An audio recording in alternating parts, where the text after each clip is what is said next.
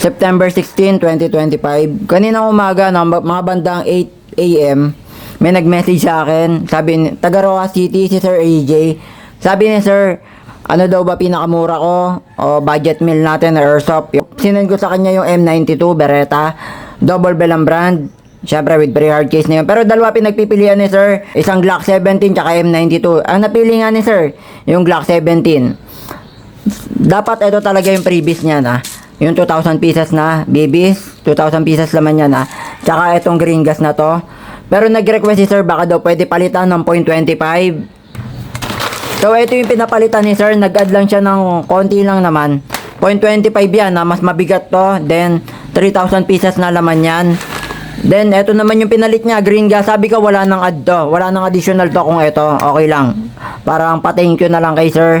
Bago ko ipadala to, gagawan ko siya ng test fire.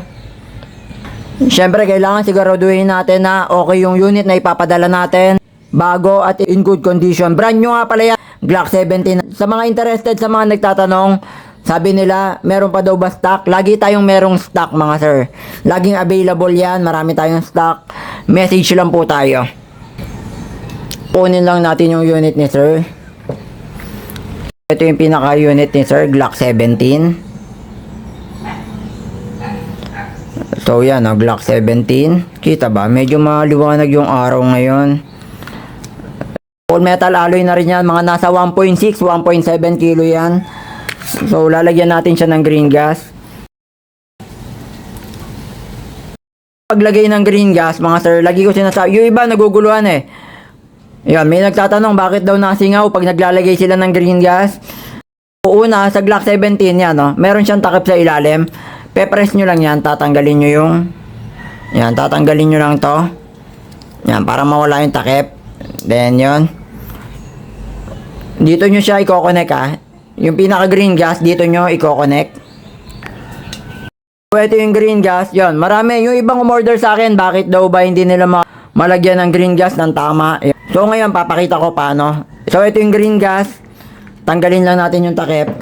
So kargaan natin tong, yon, order sa akin to ngayon. So ang paglagay niyan mga sir, di ba ito yan, oh. Ayan, ito yung pinaka green gas. Ko-connect nyo dito, oh. Wait, ayos ko lang yung camera. So, dapat pag naglagay kayo, dapat diretso mga sir. Diretso lang, yan o. Ko-connect nyo lang yan. So, count lang kayo, 5 to 10 seconds. Di ba walang sumisingaw? Yun na. Pagka may singaw, makikita nyo naman eh. Diretso lang ang paglagay mga sir. Ganun lang o. Balik na ulit natin yung takip. Maglagay naman tayo ng BBs. Ganito lang yung tamang paglagay mga sir. Dito kayo sa ilalim maglalagay oh. Ayan ah. Pe-press nyo lang yan. Yung parang spring sa baba. Ayan. Dito nyo lang. Ganyan yung tamang paglagay nyan. Ng bibis natin. Since test fire lang naman to. Ilan lang to. Ilang piraso lang naman yung gagamitin natin. Mga 8 pieces lang to.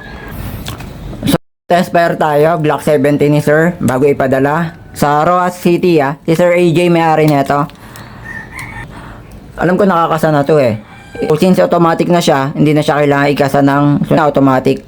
Yan, puputok naman siya. So, test pair lang tayo sa lata.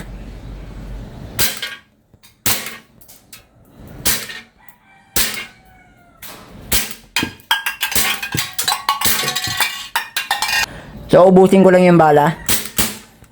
Pagka wala ng bala, ganyan mangyari sa kanya. Oh. Iba pag wala ng bala, pe-press nyo lang yan. Oh. Yan, pe-press nyo lang yan, babalik na siya sa dati.